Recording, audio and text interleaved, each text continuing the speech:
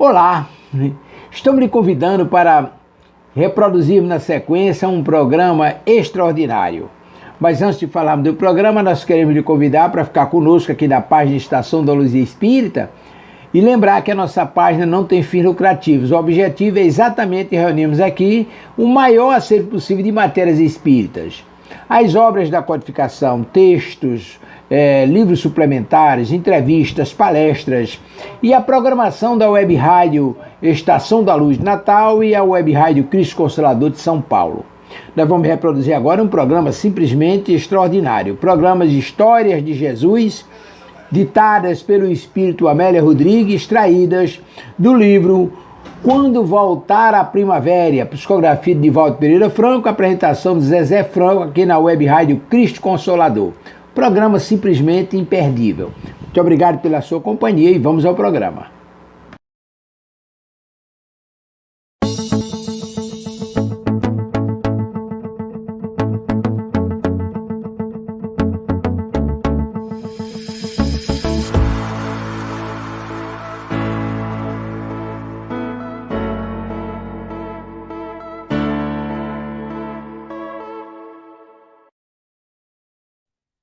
Olá, boa tarde. Aqui estamos nós em mais um programa da Web Rádio Cristo Consolador. Hoje, histórias de Jesus, contadas por Dona Amélia Rodrigues. Ela nos pega pelas mãos e nos leva a passear, nos leva ao encontro de Jesus. É como se a gente estivesse sentado junto dele. Oi, Normoinha, tudo bom? Já cheguei. Oi, Duda, tudo bom? Momento oi do programa. Então, tá. Para a gente começar bem, deixa eu me ajeitar aqui.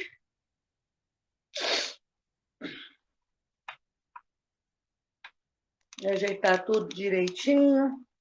E assim. Então, para a gente começar bem, vamos começar fazendo a nossa prece. Graças a Deus. Gratidão, Senhor Jesus, pela doutrina espírita, gratidão pelos seus ensinamentos, gratidão pelo suporte que você nos dá há milênios. Gratidão, Mãe Maria, por nos acolher nos nossos momentos de cansaço, de dor, de dúvida, nos lembrando que isso também vai passar. Que o amor de Jesus e o amor de Mãe Maria possam envolver a todos nós durante essa hora de conversa sobre as histórias de Dona Amélia Rodrigues. Abençoada seja onde quer que ela esteja. Que esse amor, então, possa envolver a todos nós, encarnados e desencarnados presentes. Muita paz. Então, como você está se sentindo hoje? Oi, Luci. Deixa eu virar aqui na tartaruga, porque a letra fica pequenininha e meu óculos já era. Oi, Luísa. Tem que ser assim, grudadinho. Aí fica com cara de tartaruga, ó. Fazer o quê? Passei dos 16 anos, aí até o óculos dá ruim. A água está por perto? A minha hoje eu já estou na suplente.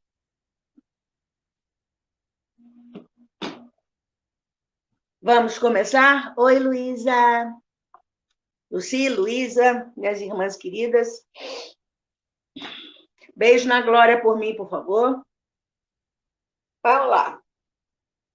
Hoje nós estamos no capítulo 10 do livro Quando Voltar a Primavera.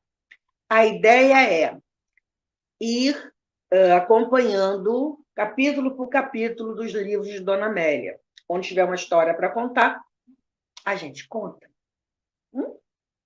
Uma forma... É informal, gente. Estão em casa, é domingo de tarde, né? Tá tudo certo. Vamos começar, então? A lição difícil. As inquietações se demoravam asserenadas sob o pálio estrelado da noite harmoniosa. O código de moral sublime, inscrito nos corações, deveria permanecer indelével para os milênios por vindouros, norteando as mentes e confortando as almas aturdidas pelo perpassar das dores através dos erros. Sopravam as aragens brandas da natureza em festa, respingada pelo frio trazido do mar. A multidão, dominada pelo magnetismo do Cristo, volvera aos lares em silêncio, penetrada de emoções, uma festa que somente culminaria no reino, após a vitória da imortalidade, passadas as sombras do corpo somático. Tinha-se a impressão de que aquelas horas ultrapassariam os tempos e ficariam como os momentos culminantes da Terra. Nunca dantes se dissera nada igual. Jamais se ouviria algo equivalente àquele sermão do monte. Estavam lançadas, em definitivo, as bases do reino eterno sobre os escombros do mundo perecível em uma tangibilidade transitória. As lágrimas vertidas em silêncio no altar das meditações das almas colhidas pela sinfonia das bem-aventuranças constituiriam, a partir dali, o adubo para as sementes de luz da Boa Nova. Já vou começar a tossir para variar, então vamos de água.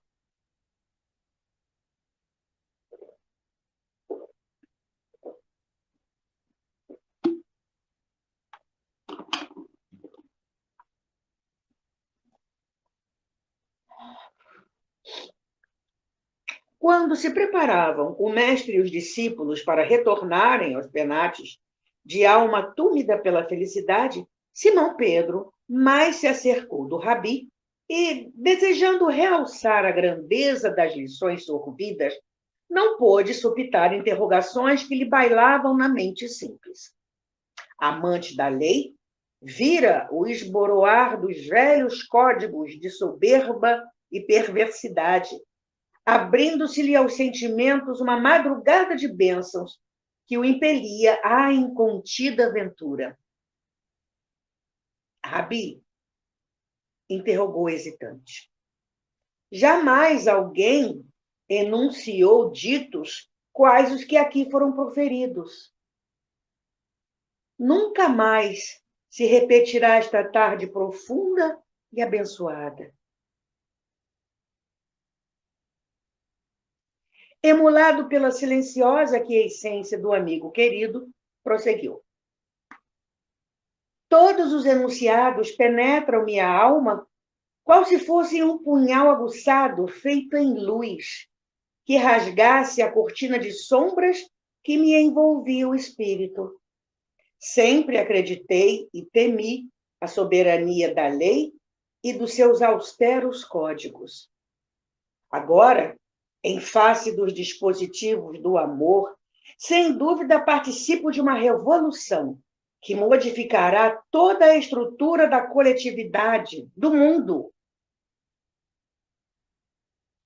O Evangelho passará a ser a diretriz firme e doce para o futuro, conclamando o homem à responsabilidade, à abnegação, ao trabalho pelo progresso. As bem-aventuranças, hoje aqui apresentadas, são a excelência da esperança. Bênçãos sobre bênçãos para os humildes, os brandos, os pacíficos, os amantes, os sedentos de justiça e de verdade. Não pôde prosseguir. Os olhos marejados de pranto irromperam em cascatas, enquanto a voz se estrangulava na garganta túrgida pela emoção superior.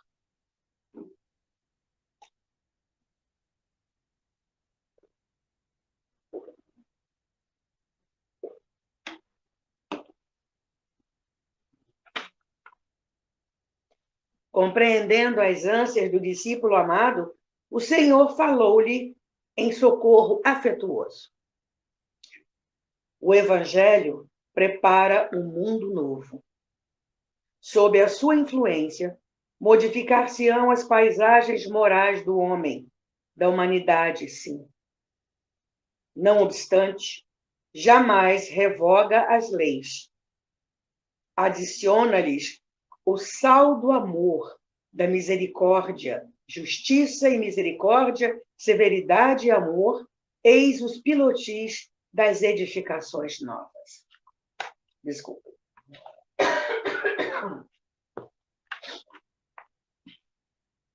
Até aqui, a violência caracterizou o poder. No entanto, não existe maior violência do que a pacificação. Forte não é o que tripudia sobre o fraco, nem o que esmaga aquele que cede. Este ganha, talvez, mas não se realiza na peleja. A verdadeira vitória ocorre nas telas íntimas do mundo moral. Superar as paixões, vencer as dificuldades e frustrações, renunciar quando poderia exigir, ceder quando desejaria pelejar pelo triunfo, amar quando tudo conspira contra esse sublime sentimento. Entendes? Sim, Rabi, respondeu o discípulo com doce ternura. Compreendo e me comovo. Nada maior do que dar a vida por amor, oferecer-se em holocausto a benefício do próximo. E é nesse ponto que as minhas indagações se fazem perturbadoras. Convidaste-nos a amar os inimigos. No entanto, como fazê-lo? Se alguém propositadamente fala de nós, fere-nos com verbo ácido e humilha-nos com doestos, desrespeitando o direito de dignidade moral que o Pai nos concede a todos, como proceder? Continuar amando e nunca revidar mau conceito por agressividade. E se, estimulado pelo nosso silêncio, o adversário estrugir em nossa face uma encorajada bofetada, desrespeitando os valores morais e contrariando as determinações legais que legislam contra a violência, facultando ao agredido o direito de um justo processo, como agir? Oferecendo-lhe a outra face. Não nos é lícito responder brutalidade por brutalidade, agressão por agressão.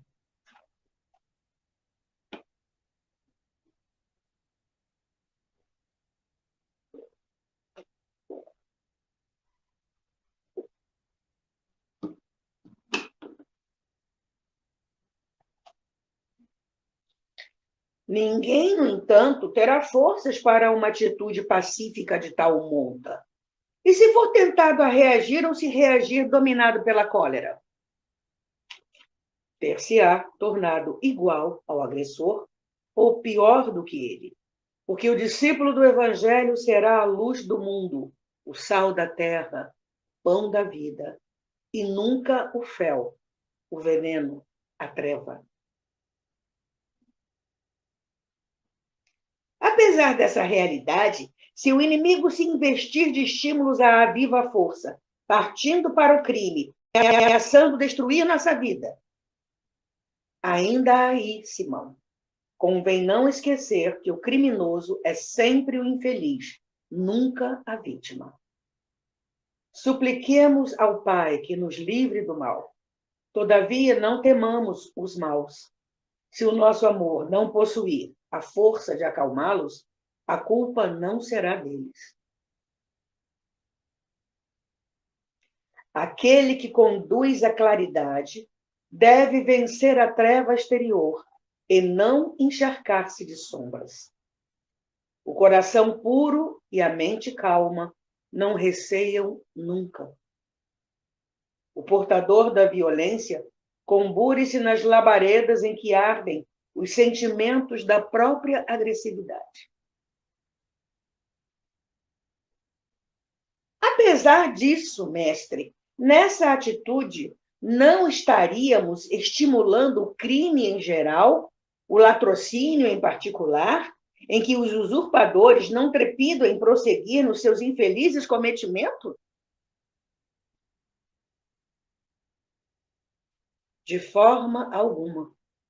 A violência somente diminui na sua força má quando abafada nos tecidos da caridade. Não nos cabe fazer justiça com as próprias mãos. Na condição de agredido e malsinado, nossa defesa não tem o direito de produzir vítimas. Seria a manutenção da criminalidade se, a pretexto de salvarmos a vida, destruíssemos a do adversário. Afinal, se revidássemos com as mesmas armas, em que diferiríamos deles, os maus, embora nos justificasse o errôneo proceder, utilizando a escusa de que agredimos para conseguir a manutenção da própria vida? Bem sei que isto não é fácil. O atavismo que procede da fera, que tem sobrevivido há milênios na jornada ascendente do animal para o homem, não será vencido de um só golpe no trânsito do homem para o anjo. Todavia, se o aprendiz do Evangelho não se exercitar nas lições de fraternidade e renovação, jamais alcançará a plenitude do amor. Por isso, insisto, se somente amarmos os que nos amam, em que seremos melhores do que os fariseus e os publicanos? Imprescindível amar e amar os inimigos, até que aqueles se sintam aturdidos pela nossa afeição.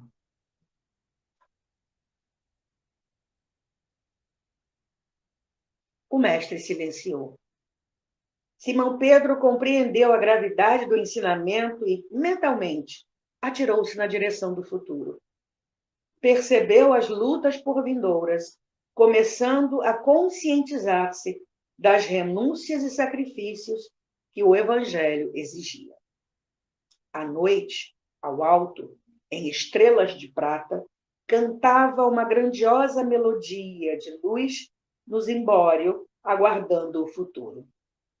O cantor desceu às labutas a fim de selar com o exemplo a sublime mensagem de amor aos atormentados e atormentadores do mundo.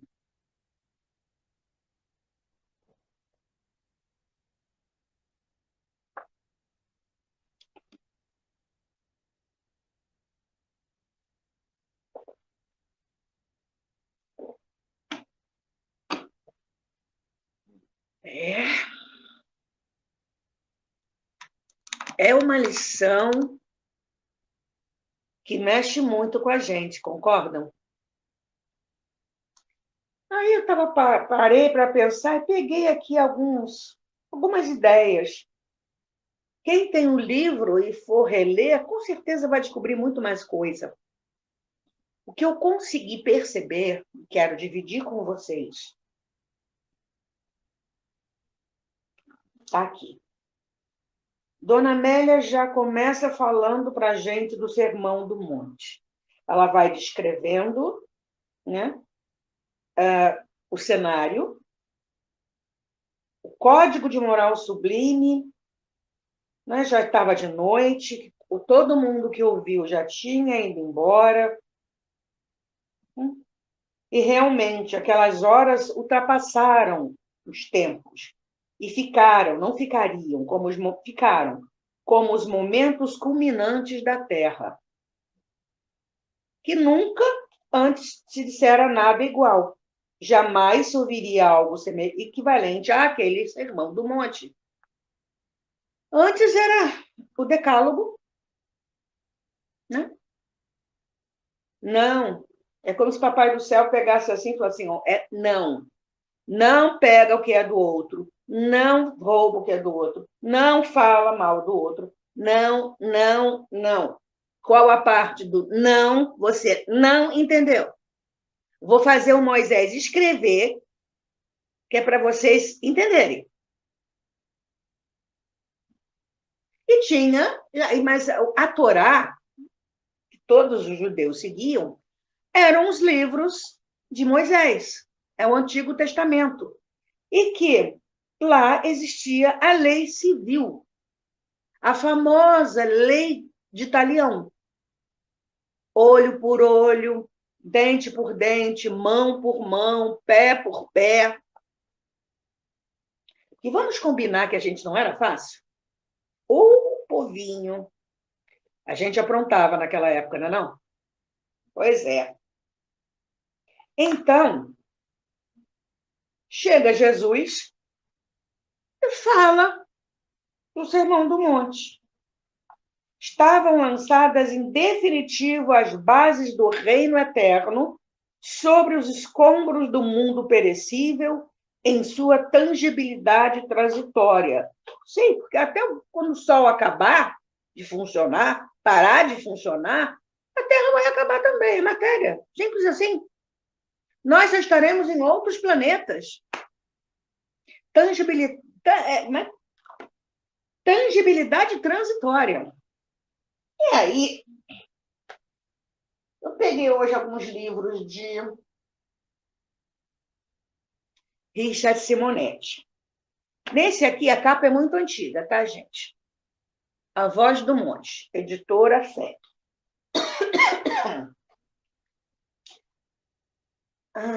Página 12 e 13. Ele nos lembra umas coisas muito legais. Quer ver?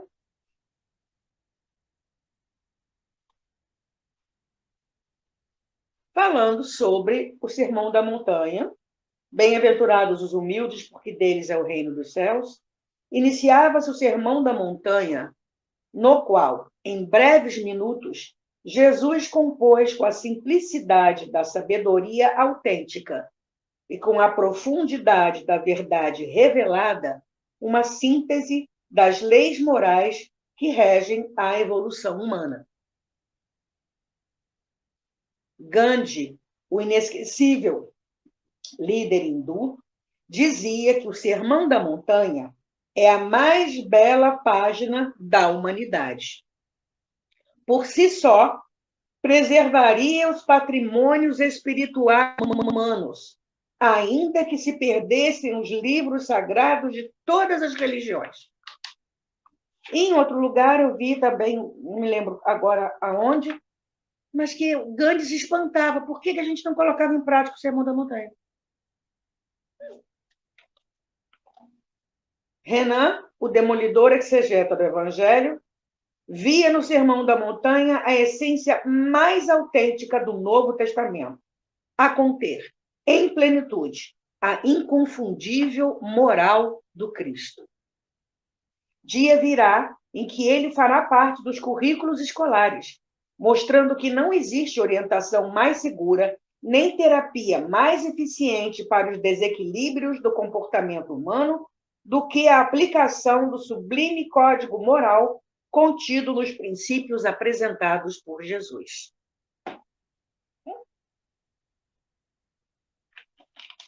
E aí, continuando.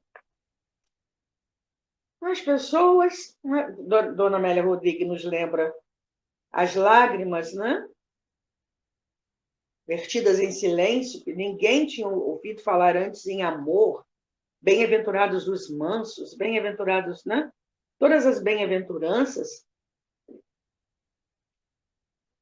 Aquelas lágrimas, o adubo para as sementes de luz da Boa Nova. A plantação começou ali. E aí, vamos voltar para trabalhar, né? Continua Jesus, tinha mais coisas ainda para fazer, etc. e tal. Estão caminhando aí, Pedro, que, como todo judeu, conhecia o Antigo Testamento e as leis, fora os deveres diários, que eram em torno de 600, que as pessoas deveriam cumprir, chega Jesus e fala as bem-aventuranças. Então, ele viu, né, os velhos códigos de soberba e perversidade, que vamos combinar que lá no templo era faço o que eu digo, mas não faço o que eu faço. É ruim, hein? 600 deveres todo dia? Certinho, bonitinho? Aham, tá bom. E aí, Pedro começa a colocar. Pedro é a gente. Pedro começa a colocar as dúvidas. Né? Ele fala uma coisa certa que jamais, né, nunca mais se repetirá esta tarde profunda e abençoada. Com certeza. Né? E se a gente pegar lá no Evangelho segundo o Espiritismo,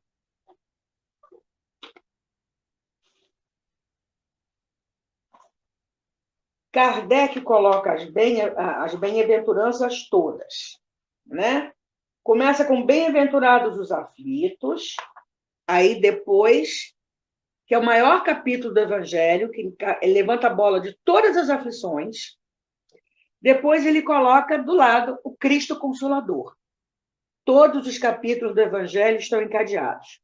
Aí depois ele vem com bem-aventurados os pobres de espírito, aí fala de o que é pobre de espírito, né? A humildade e tal. Bem-aventurados que têm puro de coração, verdadeira pureza, escândalos, deixai vir as minhas criancinhas. Bem-aventurados que são mansos e pacíficos, aí já começa a tocar injúrias, violência, paciência, afabilidade, doçura. No capítulo 9, bem-aventurados que são mansos e pacíficos, né? Aí depois vem o capítulo 10, bem-aventurados que são misericordiosos, perdão, perdoar para que Deus os perdoe, reconciliar com os adversários, o cisco que trava no olho, que é o julgamento, não julgueis para não ser julgados, aquele que estiver sem pecado, atire a primeira pedra, perdão das... Aí vem a instrução dos espíritos, perdão das ofensas, indulgência, é permitido repreender os outros, notar as imperfeições de outros, divulgar o mal dos outros, como a gente deve se portar. O capítulo 11, amar o próximo como a si mesmo. O mandamento maior, instruções dos espíritos, a lei de amor, o egoísmo, a fé e a caridade, caridade para com os criminosos. Deve-se expor a vida por um malfeitor? No capítulo 12, amai os vossos inimigos. Retribuir o mal com o bem. E ele aprofunda ainda mais, porque ele fala também nos inimigos desencarnados. Se alguém vos bater na face direita, apresentar-lhe também a outra. Instruções dos espíritos, a vingança, o ódio, o duelo. Pois é. E aí, o que Pedro falou? Sempre acreditei e temi a soberania da lei e dos seus austeros códigos. Vamos lembrar que os sacerdotes julgavam o povo. De crime, o julgamento era feito pelos sacerdotes, eles tinham esse direito. Eles eram sanitaristas, eles eram médicos, eles entravam nas casas das pessoas, eles fiscalizavam os deveres e ainda julgavam os crimes.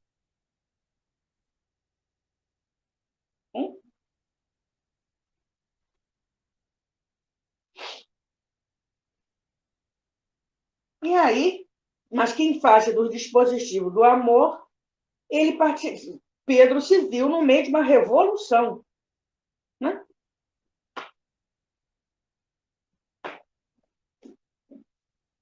E aí eu fui lá em outro livro do Richard Simonetti, A Saúde da Alma. Essa capa também é antiga, tá bom?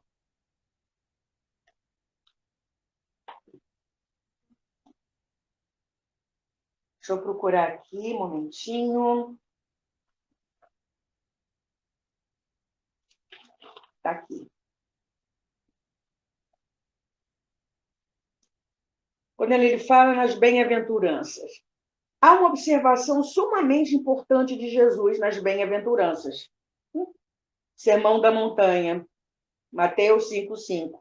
O bem-aventurados os mansos, porque herdarão a terra.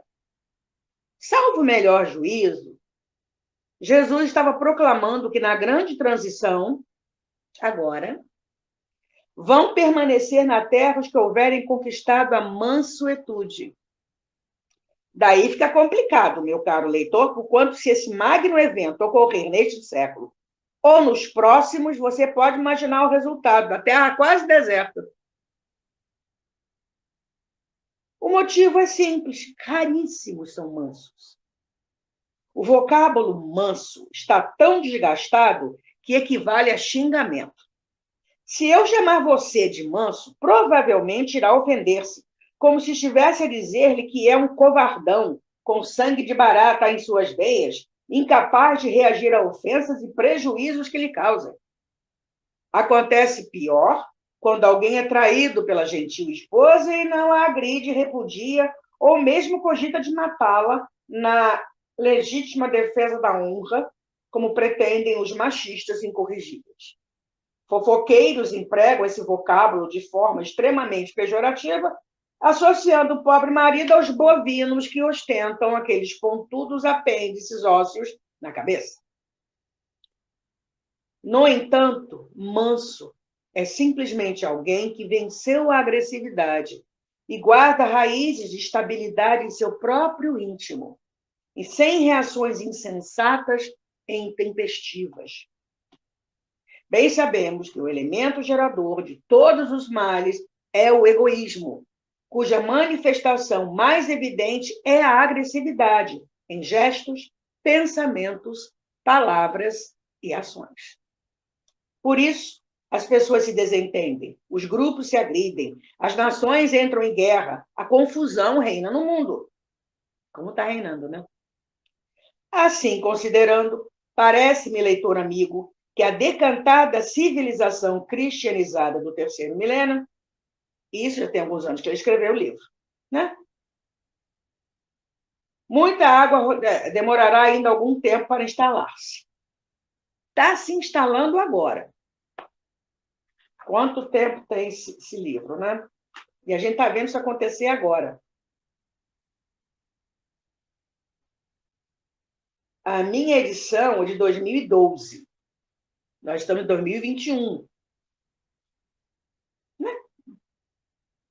Por enquanto, parece-me que a bondade celeste está a esperar por nossa adesão ao Evangelho. Ainda dá tempo, hein? A fim de que não se esvazie o planeta em indesejável limpeza espiritual extemporânea. Já está ocorrendo essa limpeza espiritual. Já não é de hoje que espíritos desencarnados que não acompanham, não estão em condições de acompanhar a evolução da Terra, já estão sendo transferidos para planetas primitivos.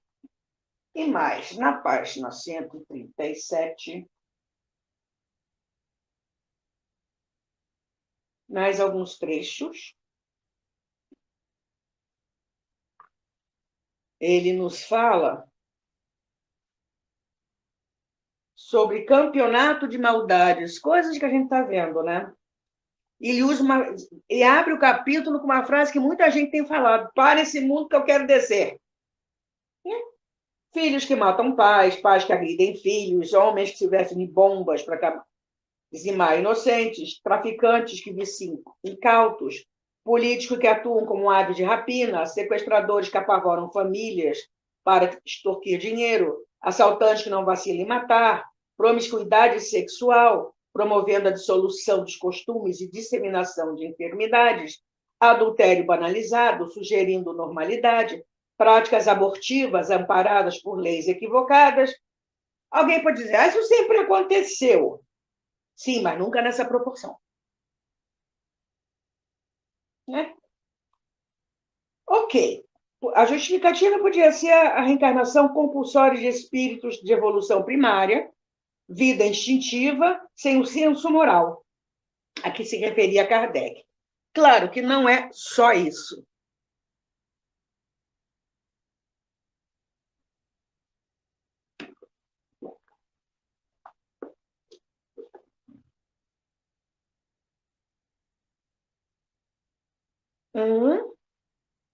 Estão aqui para aprendendo. Espírito, né?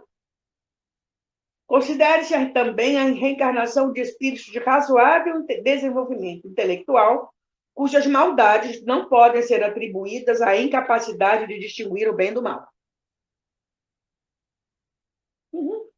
Há algo mais que podemos constatar reportando-nos à preleção de Telésforo no livro Os Mensageiros, de André Luiz, psicografia de Francisco Cândido Xavier. Então, ele traça trechos da palestra do Telésforo. A mente humana abre-se cada vez mais para o contato com as expressões invisíveis, dentro das quais funciona e se movimenta. Isso é uma fatalidade evolutiva. Ok? A humanidade terrena aproxima-se dia a dia da esfera de vibrações dos invisíveis de condição inferior, que a rodeia em todos os sentidos. Mas, segundo reconhecemos, esmagadora percentagem de habitantes da Terra não se preparou para os atuais acontecimentos evolutivos. Vemos agora a criatura terrestre assoberbada de problemas graves, não só pelas deficiências de si própria, senão também pela espontânea aproximação psíquica com a esfera vibratória de milhões de desencarnados que se agarram à crosta planetária, sequiosos de renovar a existência que menosprezaram, sem maior consideração aos desígnios do Eterno. Uma observação, leitor amigo. Os Mensageiros foi publicado em 1944. Já falava dessa proximidade, né? Nossa sensibilidade está maior. Se o reino de Deus que Jesus veio trazer está longe de ser instalado no mundo, podemos e devemos instalá-lo em nosso próprio coração, com os valores de uma dedicação total ao bem, eximindo-nos por mera questão de sintonia vibratória das influências nocivas que nos cercam. Em outro trecho, o próprio Pedro fala: o evangelho passará a ser a diretriz firme e doce para o futuro. Perdão. Conclamando o homem à responsabilidade, à abnegação, ao trabalho pelo progresso. Né?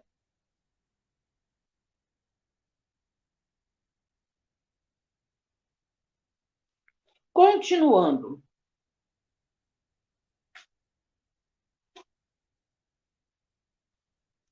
Aí Jesus fala: o evangelho prepara um mundo novo. Não obstante, jamais revoga as leis, adiciona-lhes o sal do amor, da misericórdia. Justiça e misericórdia, severidade e amor, eis os pilotis das edificações novas, porque ele veio trazer a lei de justiça, amor e misericórdia, que engloba todas as outras leis morais. E aí, Jesus continua e nos fala de quê? Reforma íntima. Né? Forte não é o que tripudia sobre o fraco, nem o que esmaga aquele que cede. Este ganha, talvez, mas não se realiza na peleja. Aí começa. A verdadeira vitória ocorre nas telas íntimas do mundo moral. 2 pontos. Superar as paixões, vencer as dificuldades e frustrações, renunciar quando poderia exigir, ceder quando desejaria pelejar pelo triunfo. Amar, quando tudo conspira contra esse sublime sentimento. E ele pergunta para Pedro, e a pergunta serve para nós também. Entendes? Superar as paixões, vencer as dificuldades e frustrações, renunciar quando poderia exigir, ceder quando desejaria pelejar pelo triunfo, amar quando tudo conspira contra esse sublime sentimento. Entendeu? Reforma íntima. Ou eu estou enganada? Voltamos no livro A Saúde da Alma. Richard Simonetti, página 32, 33 e 34. Ele nos reporta uma oportunidade, Lucas 9, 51, 56, que ele estava todo mundo, Jesus e os discípulos, na Samaria. Né? E Jesus enviou mensageiros para buscar pousada numa aldeia.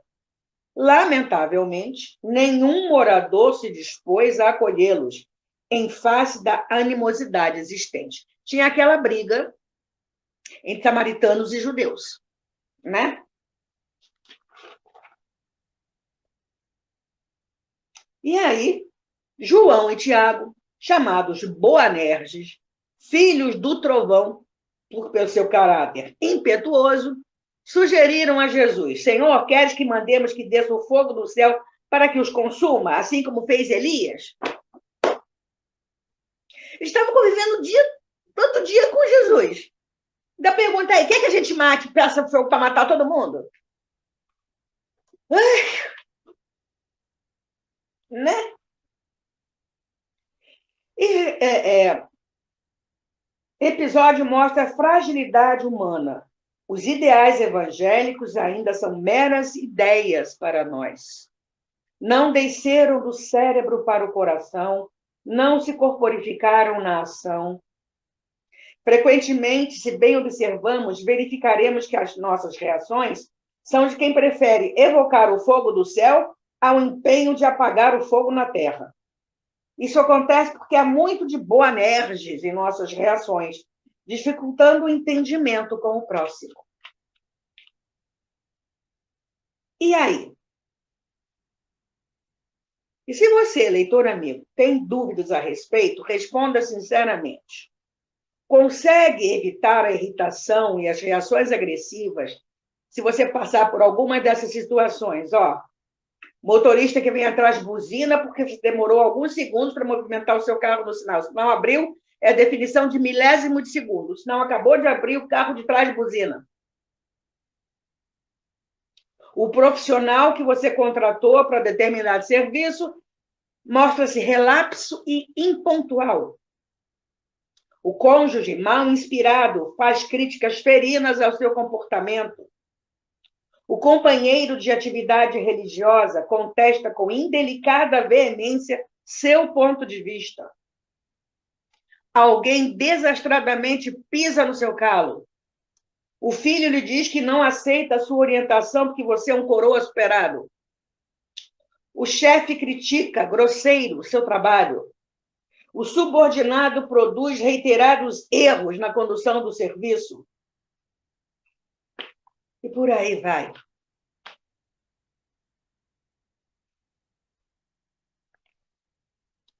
Rudyard Kipling, 1865-1936, num poema famoso, discorre sobre as condições para que sejamos um homem com H maiúsculo. Refere-se ao gênero humano, tá? Dentre elas, a capacidade de conservar o bom senso e a calma em todas as situações. Perdi. Eu já assumo de público. Perdi. Rudyard Kipling, perdi. Aí o Richard Simonetti fala: direi eu que bem mais que um homem, se assim fizermos, seremos um cristão. vencida a inferioridade que nos impede de cogitar, de torrar os que nos contrariam, atendendo ao filho do trovão que ainda mora em nós.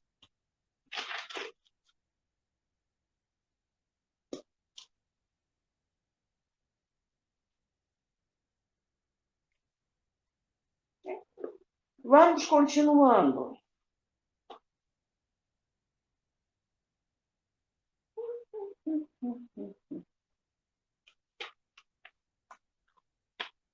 Jesus vai conversando com Pedro, explicando e tal, e ele fala sobre dar outra face, né? Jesus fala: o discípulo do evangelho será a luz do mundo, o sal da terra, o pão da vida, e nunca o fel, o veneno, a treva. Saúde da alma de novo, 74, 75.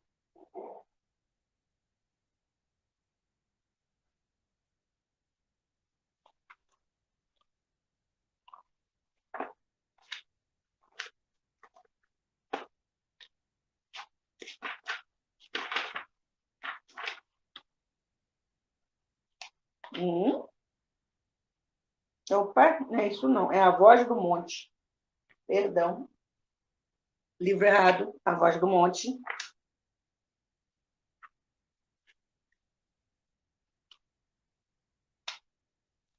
Para desativar explosivos.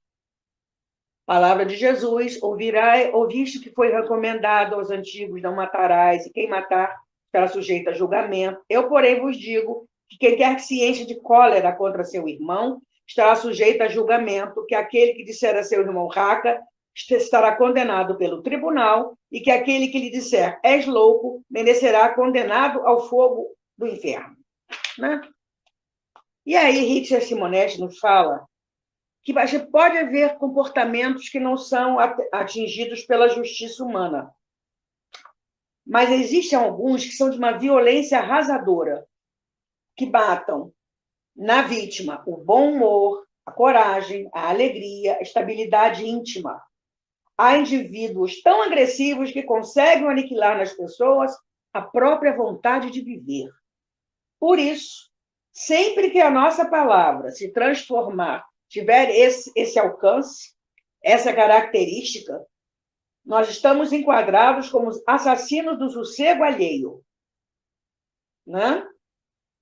Alguém diz, quando isso mesmo, a fulano já acabou com a minha paciência. Gente, isso é total desconhecimento dos princípios evangélicos. A base fundamental de nossa estabilidade íntima não é o que os outros nos fazem, mas o que fazemos aos outros. Se alguém nos remete uma bomba pelo correio, a gente sabe que é uma bomba, a gente faz por quê?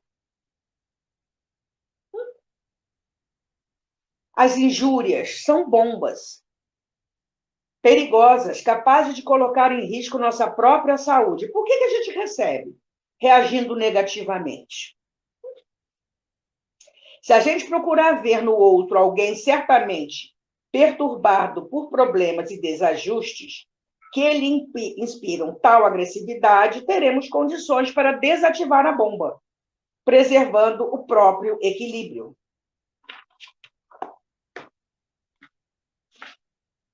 E aí,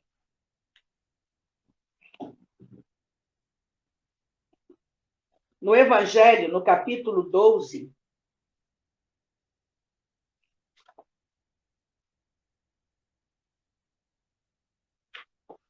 que é justamente o amar os vossos inimigos, Kardec nos fala, ouviste que foi, né, raca, tarará, tarará.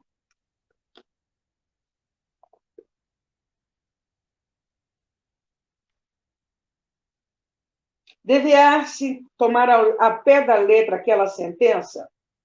Né? Não, como também não se deve tomar ao pé da letra a outra que se arranque o olho quando for causa de escândalo. Levado o ensino às suas últimas consequências, equivaleria a condenar toda a repressão, mesmo legal, e deixar o campo livre aos maus. Tanto que Pedro pergunta, peraí, mas A gente não vai deixar todo mundo que faz, né, solto, os ladrões, etc. e tal. Jesus fala, não é bem assim, né? Deixar o campo livre aos maus, que assim se veriam isentos de todo motivo de temor. Se não se pusesse um freio às suas agressões, bem depressa os bons seriam suas vítimas. O próprio instinto de conservação, que é uma lei da natureza, impede que alguém estenda o pescoço ao assassino. Por essas palavras, Jesus não pretendeu interdizer toda a defesa, mas condenar a vingança, né? Não se deve pagar o mal com o mal. Aceitar que a gente deve aceitar com humildade tudo quanto possa abater o nosso orgulho. É mais glorioso ser ofendido do que ofender, suportar pacientemente uma injustiça do que a gente injustiçar alguém ou cometer uma injustiça, que mais vale ser enganado do que enganar, ser arruinado do que arruinar os outros. E também é a condenação das brigas, das guerras, dos duelos, que continuam acontecendo. Aí Jesus fala as palavras finais, né? Já de início a gente dá uma aliviada na gente. Bem sei que isso não é fácil. Não, não é. Né? Que a gente ainda tem um atavismo, os instintos, está lá no Evangelho. Primeiro era instintos, depois eram sensações, depois sentimentos. O ponto mais alto do sentimento é o amor, não o amor como a gente ainda entende, mas o amor, toda a humanidade é um amor elevadíssimo, é outra coisa, tá? Mas então Jesus recomenda, se o aprendiz do Evangelho não se exercitar nas lições de fraternidade e renovação, jamais alcançará a plenitude do amor. Imprescindível amar, e amar os inimigos, até aqueles que se sintam aturdidos, até que aqueles, ou seja, os inimigos, se sintam aturdidos pela nossa afeição. E aí? Coisas para a gente pensar. Eu falo você, tem uma série de perguntinhas aqui. Eu falo você, mas eu estou me incluindo, tá? Nas questões. Eu também fiz as mesmas perguntas. Você se considera pavio curto? Eu tenho pavio curto, ou mesmo sem pavio?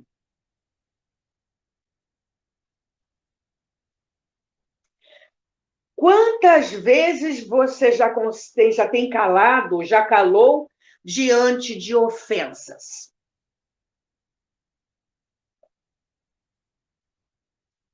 Quantas vezes você tem perdoado ou já perdoou uma crítica?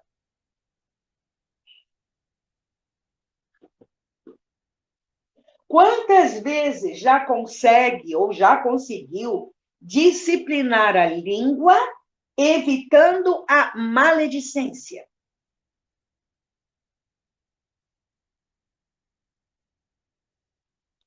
O que você pode fazer para edificar o bem no mundo, começando pelo seu lar, pelo seu trabalho, pela sua vida?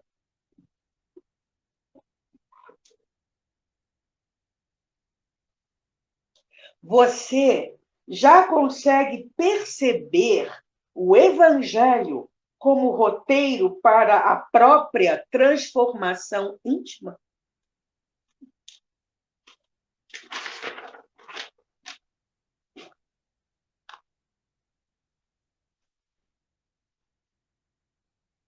Faltam 7 minutinhos, ainda dá tempo de mais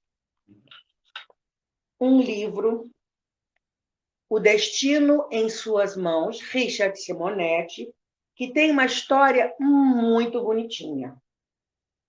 Tá? Conta-se que, certa feita, um jovem maldoso e inconsequente resolveu pregar uma peça em idoso e experiente mestre, famoso por sua sabedoria. Quero ver se esse velho é realmente sábio como dizem. Vou esconder um passarinho em minhas mãos. Depois, em presença de seus discípulos, vou perguntar-lhe se o passarinho está vivo ou se está morto. Se responder que está vivo, eu o esmagarei e o apresentarei morto. Se afirmar que está morto, abrirei a mão e o pássaro voará.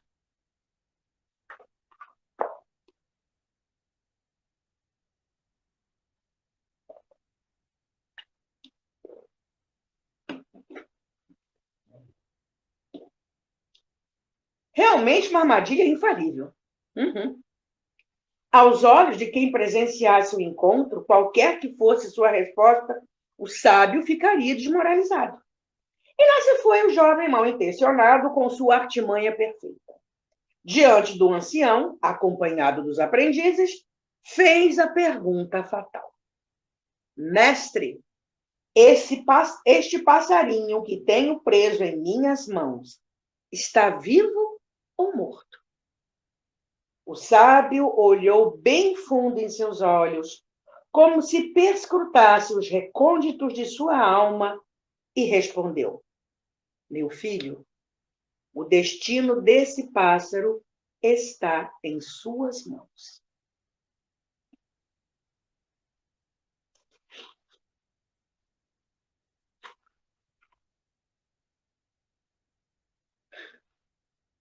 Assim, nós também temos um passarinho nas nossas mãos.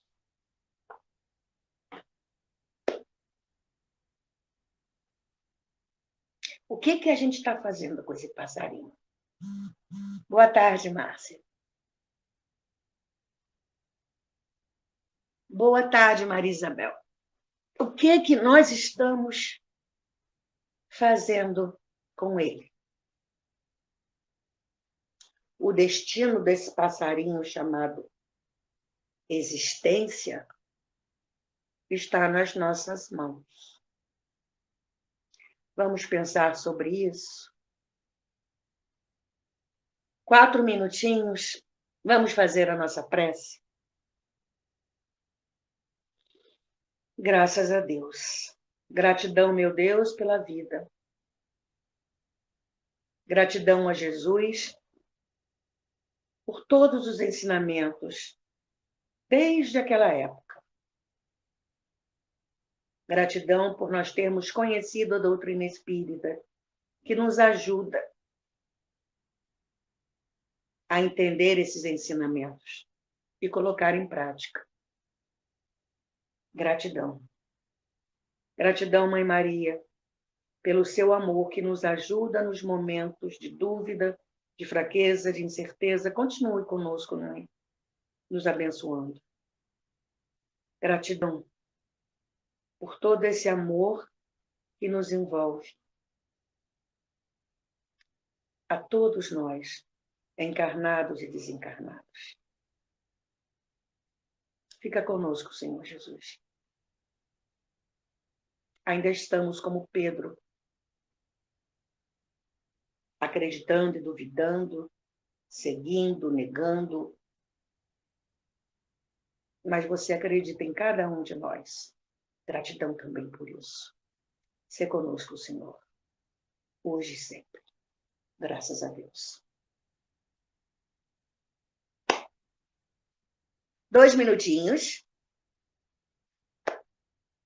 Até domingo que vem com outra história de Dona Amélia Rodrigues.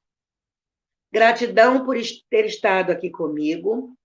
Oi para quem eu não dei oi. Se eu esqueci alguém, perdão. Se eu troquei o nome, perdão. E vamos cuidar bem do nosso passarinho? Fiquemos bem. Tchau.